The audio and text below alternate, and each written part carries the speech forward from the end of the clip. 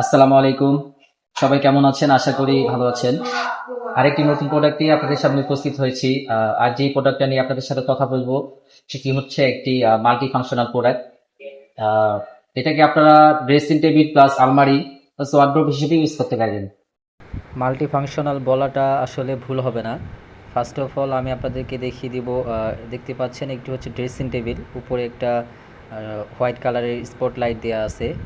দেন হচ্ছে ভিতরের অংশটা যদি আপনাদেরকে দেখাই, উপরে হচ্ছে চুড়ি হ্যাঙ্গিং করার অপশন, আর হচ্ছে নিচে যে জায়গাটা এখানে হচ্ছে কসমেটিক রাখার জন্য।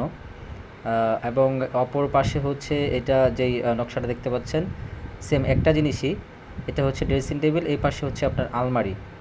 সাধারণত আমাদের সিঙ্গেল আলমারিগুলো যেরকমভাবে হয়ে থাকে, দেখেন আমরা ৩টা সেলফ ইউজ করেছি, ৪টা খোপ হয়েছে টোটালি।